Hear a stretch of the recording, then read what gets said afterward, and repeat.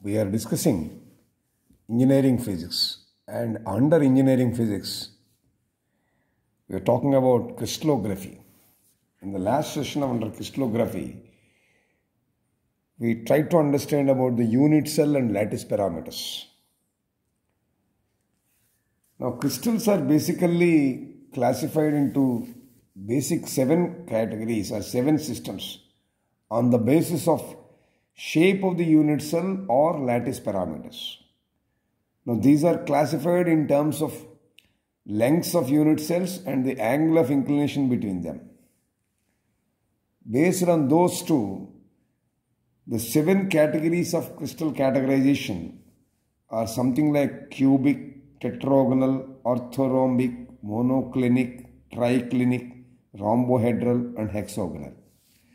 So let us understand each of these 7 popular crystal categories and their corresponding lattice parameters along with their examples in a schematic approach now.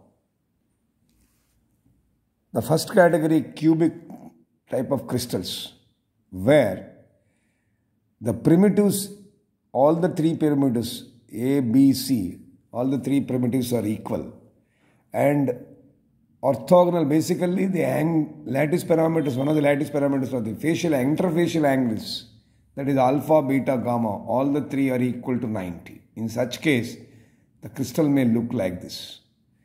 Some examples of them are something like copper, gold, silver, sodium chloride. These type of crystals come under the concept called cubic type of crystal systems. Now let us look at tetragonal. Here 2 primitives are equal, but the third primitive is not equal. That is what we mean by saying A equal to B, not equal to C. But the interfacial angles or interaxial angles alpha, beta, gamma, they are equal. So some examples are tin oxide, strontium oxide, potassium biphosphate. These are some examples. This is about tetragonal structure. And the third one is orthorhombic.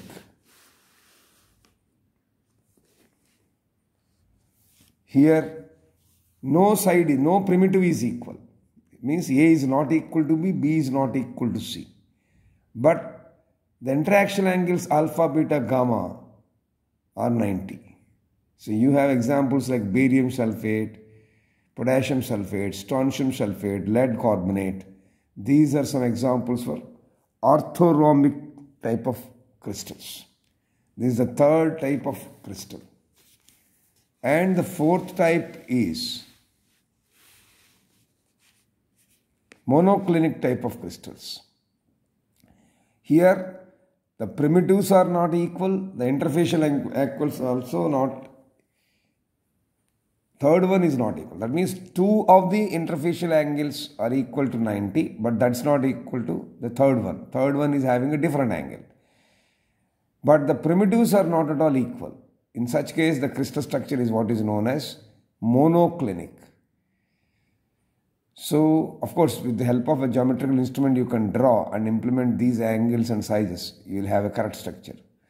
It's a rough structure of schematic representation of monoclinic type of crystals like calcium sulfate, sodium aluminum ferrate.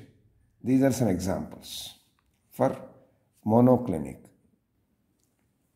Another variety is triclinic, where the primitives are not at all equal, and also the interaxial angles or interfacial angles, they are not equal to 90. Such type of crystals are what are known as triclinic. Their shape looks like this. Now you have potassium dichromate, copper sulfate, anhydrous copper sulfate. These are some examples. K2Cr2O7. Potassium dichromate and copper sulfate, anhydrous copper sulfate are some examples for triclinic type of crystals. Now let us look at the 6th type of crystals, what is known as rhombohedral type of crystal. in rhombohedral structure, which is also known as trigonal structure, here the primitives are equal, that is A equal to B equal to C, but the interaxial angles are not equal to 90. In such case, the structure is called rhombohedral structure. And of course, the last one, but not the least one, is something what is known as hexagonal structure. Now, if you take rhombohedral structure, you have arsenic, bismuth, stibbium. These are some examples for rhombohedral structure. Now, if you see the hexagonal structure, here two primitives are equal, the third one is not equal, and also two interaxial angles are 90 and the third angle is 120. So you will have an hexagonal structure for this. Crystals like quartz, zinc, cadmium, these are all examples for hexagonal structure. Quartz and zinc type crystals, they will have hexagonal structures. So these are the basic 7 crystal systems based on length of the unit cell or lattice parameters. Now interestingly here, Bravais, what we call the scientist name, he showed us that there are in fact 14 different types of unit cells under these 7 crystal systems. We have shown them as 7, but in fact there are 14 under these 7, and they are named as Bravais lattices. They are commonly called as Bravais lattices. Now we can classify them into different categories, 4 different categories. So each of these 7 systems are further divided into 7 categories. From there we will get 4 categories. From there we will get 14 crystal systems. So which are known as Bravais systems, Bravais lattices. Let us understand each of these categories under Bravais lattices. The first one is what is known as primitive. First category is primitive lattice. What this primitive lattice is all about? It is represented as P. Now in this lattice, the unit cell consists of 8 corner atoms, and all these corner atoms contribute only one effective atom for the crystal. Primitive lattice represented as P is one such type of category where the unit cell consists of 8 corner atoms, and all these corner atoms contribute only one effective atom for the lattice. That is one category. We call it as primitive lattice. And then the other category is what is known as body-centered lattice. Body-centered lattice is represented as I, where in addition to the 8 corner atoms, we also get one complete atom at the center. So body-centered lattice provides, in addition to 8 corner atoms of the unit cell, we also will have, it consists of one complete atom at the center. Such type of category is what is termed as body-centered lattice. That is the second category. And the third category is what is known as face-centered lattice, F. Here, along with 8 corner atoms, each face will have one center atom. Along with 8 corner atoms, each face will have one centered atom. And another one is what is known as base-centered atom. Here in base-centered lattice, represented as C, you have, along with corner atoms, the base and opposite faces also will contribute to the center atom. So these are the classifications of Bravais lattices, and through them the 7 crystals we have seen are further shown as 14 types of crystals. I am again repeating. We have earlier seen 7 system structures, 7 crystal structures. Bravais showed that there are 14 different types of unit cells under these 7 crystal systems. which are commonly called Bravais lattices. The classification of Bravais lattices is like this. The four classifications are being carried out. One is called primitive lattice, represented as P. Here, in this lattice, the unit cell consists of 8 corner atoms, and all these corner atoms contribute only one effective atom for the lattice. The other category is body-centered lattice, represented as I. In addition to 8 corner atoms, it consists of one complete atom at the center. And the third category is what is called face-centered lattice, represented as F. Along with the corner atoms, each face will have one center atom. And the last one, which is known as base-centered lattice, represented as C. The base and opposite faces will have center atoms along with the corner atoms. So these are the 4 different Bravais lattice categories on which the earlier 7 systems can be shown as 14 different types. Schematically, we will try to understand each of them one after the other. So look at this Bravais categorization of 14 systems. Let us take the first category, cubic. Cubic already we have seen, where the lattice parameters, if you see A equal to B equal to C, alpha equal to beta equal to gamma equal to 90. Here you have 3 types of Bravais lattices. The types are primitive lattice, body-centered lattice, and face-centered lattice, PIF. See here, this is primitive lattice. That means 8 corner atoms only, all these atoms contribute to the one effective atom for the lattice. This is primitive. Look at the second type.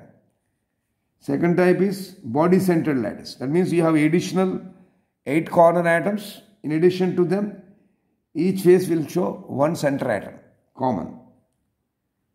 One complete atom at the center. So in addition to 8 corner atoms, one complete atom at the center. That is body-centered lattice.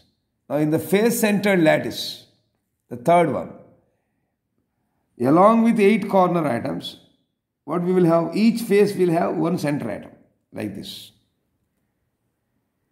One center atom, each face will contribute effectively to one center atom. So that's how cubic can be understood. So you got 3 types now. Among the 14, you got 3 here. This is about cubic structure. So let us go for tetragonal. This is tetragonal. Now if you see the tetragonal process, what are the lattice parameters for this? A equal to B not equal to C, alpha equal to beta equal to gamma equal to 90. Here you have 2 types of Bravais lattices possible. One is primitive Bravais lattice, the other one is body-centered lattice. 2 types have come. For example, you take primitive. In primitive means, in this lattice, unit cell consists of 8 corner atoms, and all these atoms contribute only one effective atom for the lattice. That is primitive. Now if you take body-centered, so in addition to 8 corner atoms, it consists of one complete atom at the center. So this is body-centered lattice. So far how many you got? 2. So the number of Bravais lattices you are getting is 2. So already earlier you have seen 3. So 3 plus 2, 15 types, 15 lattices you got. Sorry, 3 plus 2, 5 lattices you got. So another 9 we will see. This is about tetragonal. Okay. Let us look at orthorhombic.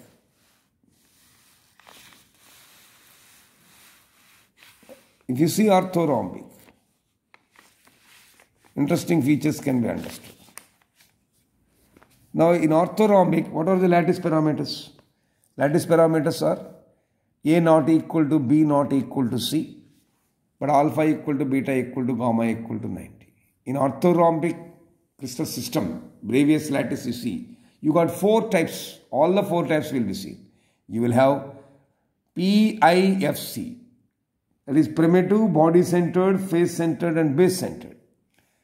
Now, primitive, you see, primitive says in this lattice, unit cell consists of 8 corner atoms and all these corner atoms contribute only one effective atom for the lattice.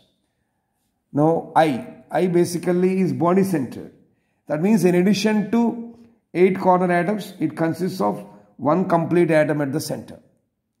Now, F is nothing but face-centered lattice. So, along with corner atoms, you will have, each face will have one atom at the center.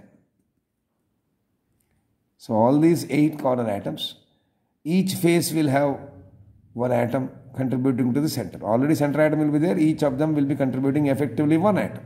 This is face-centered lattice. And the base-centered lattice. What is base-centered lattice? The base and opposite face. In addition to these 8 corner atoms, the base and the opposite face will have center atoms. This is base-centered atoms. So you got 4 Bravais lattices in orthorhombic. So if you recap, how many of them have come so far? In cubic, we have 3 types. In tetragonal, you have got 2 types. In orthorhombic, you have got 4 types. So that means 3 plus 2, 4, 9 systems so far we got. Another 5 we need to get. This is about orthorhombic. Let us look at monoclinic. So in monoclinic, for example, what are the lattice parameters? The primitives A not equal to B not equal to C, alpha equal to beta equal to 90, but gamma is different. Now there are 2 types of Bravais lattices here. One is primitive lattice and another is base-centered lattice.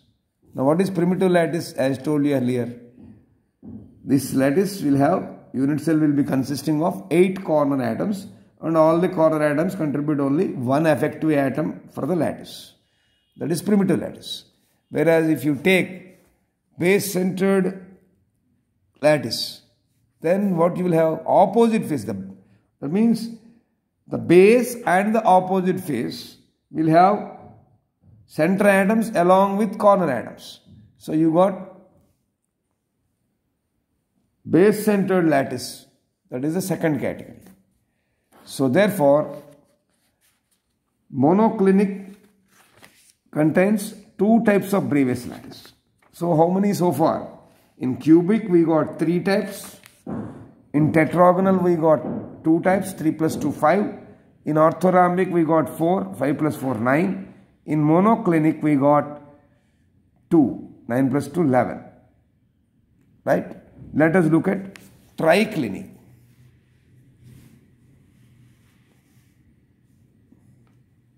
Now what are the lattice parameters for triclinic?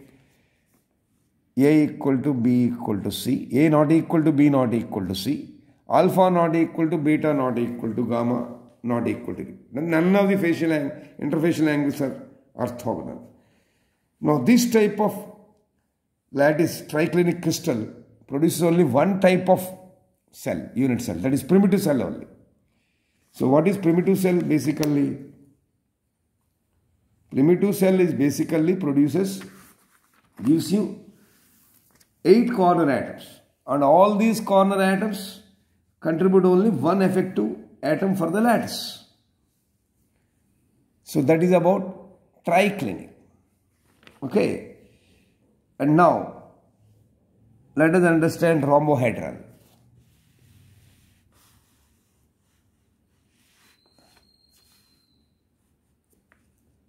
Rhombohedral, what are the lattice parameters values? A equal to B equal to C, alpha equal to beta equal to gamma not equal to 90. That means they are not equal to 90. Now in this also, like triclinic, like monoclinic, like triclinic, here you will see only primitive cell. The cell is primitive. That means primitive lattice means in this lattice the unit cell consists of, as told earlier, only 8 corner atoms and all the corner atoms contribute only one effective atom for the lattice. This is about rhombohedral. Okay. And now rhombohedral is also known as trigonal. And the next one is hexagonal, for example. Hexagonal, if you see, here the lattice parameters A equal to B, not equal to C. But alpha equal to beta equal to 90 and gamma equal to 120. Now it is also a primitive cell. Only one type of contribution here, primitive cell. Whenever we say primitive cell or primitive lattice, a unit cell always consists of 8 carbon atoms and all the carbon atoms contribute only one effective atom for the lattice. So this is the 14th one. So how many we have seen? Let us recap. In cubic we have seen 3. In tetragonal we have seen 2. In orthorhombic we have seen 4. So how many we got? 4 plus 2 6 plus 3 9 plus monoclinic 2 9 plus 2 11 triclinic 1 12 rhombohedral 1 13 and hexagonal 14. So these are basically 14 different type of unit cells under the 7 crystal system shown by Bravais, named as Bravais lattices, which are classified on the basis of certain categories like primitive lattice, body-centered lattice, face-centered lattice and base-centered lattice. Now based on this, let us understand how do we obtain the expression for lattice constant. Consider a cubic unit cell. Consider a cubic unit cell with lattice parameters A equal to B equal to C and interfacial angles alpha equal to beta equal to gamma equal to 90. That can be represented like this. And of course, let rho be the density of the cell. Okay. So this is our consideration. Now, in this case, because the edges of the cubes are equal and constant, therefore it is known as lattice constant. In this cubic unit cell which you have considered with lattice parameters A equal to B equal to C and alpha equal to beta equal to gamma equal to 90, with rho as the density of the unit cell, because the edges of the cube are equal and constant, therefore it is known as lattice constant, represented as small a. Okay. Now let the volume of the unit cell be, if constant is a like a side, automatically unit cell volume will be a cube. Is it not? Now when you have volume and density, then you can calculate mass, because mass by volume is density, na? So therefore if volume of the cell is a cube and density is rho, then mass will be a cube into rho. So that is mass of the cell.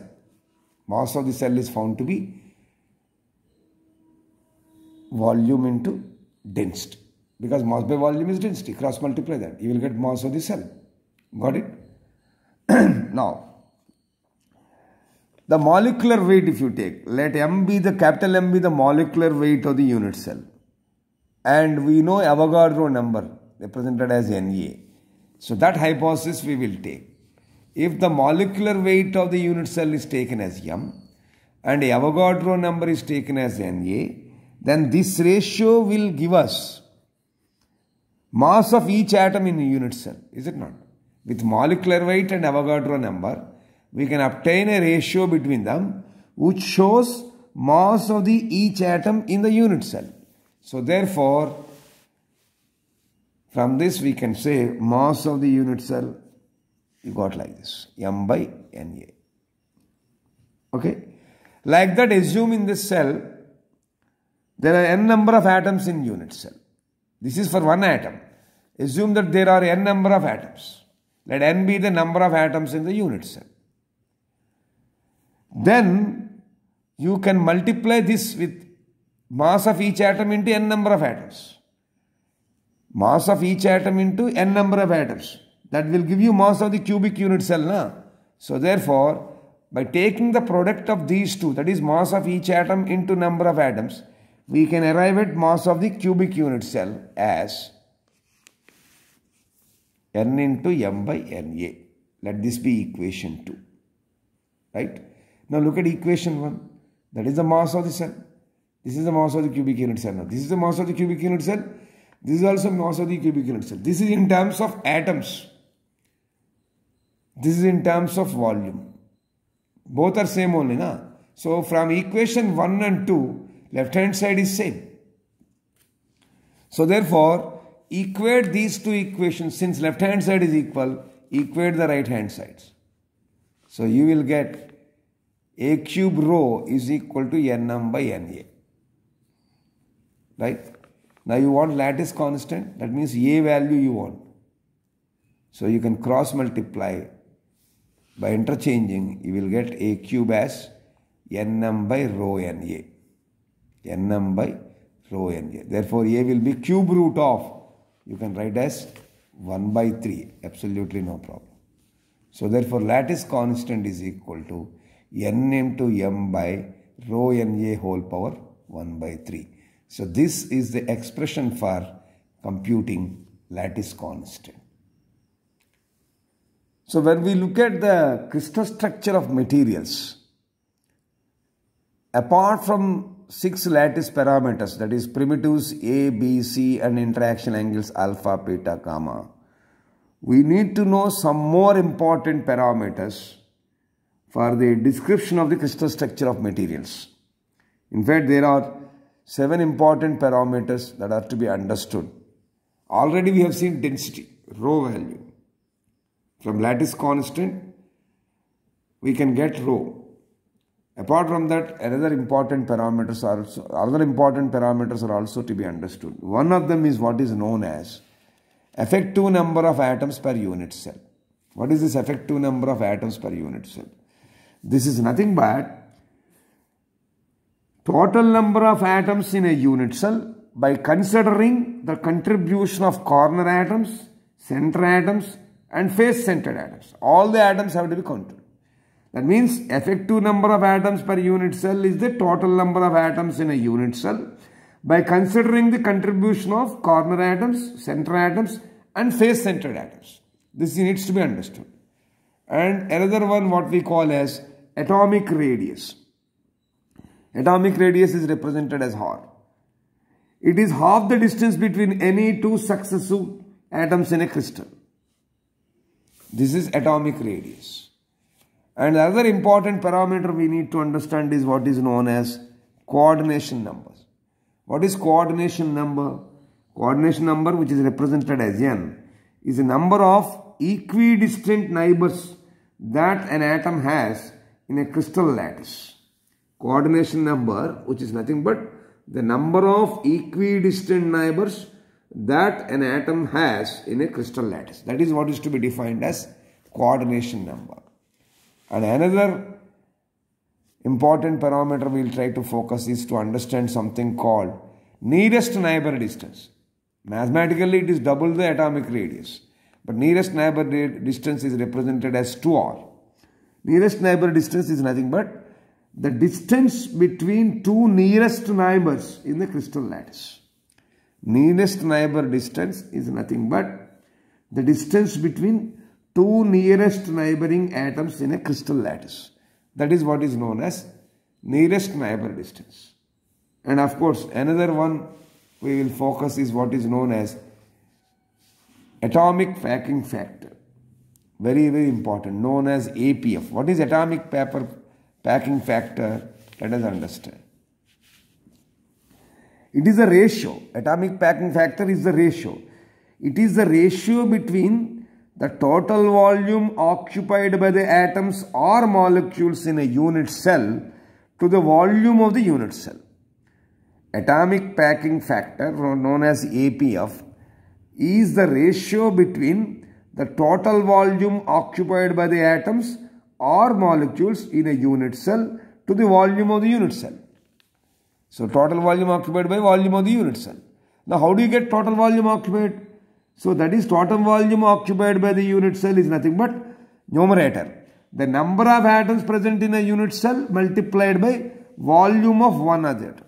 Number of atoms present in the unit cell multiplied by volume of one atom gives total volume occupied by the atoms in a unit cell divided by volume of the unit cell. Therefore, atomic factor can be represented as number of atoms present in a unit cell multiplied by volume of one atom whole divided by volume of one unit cell.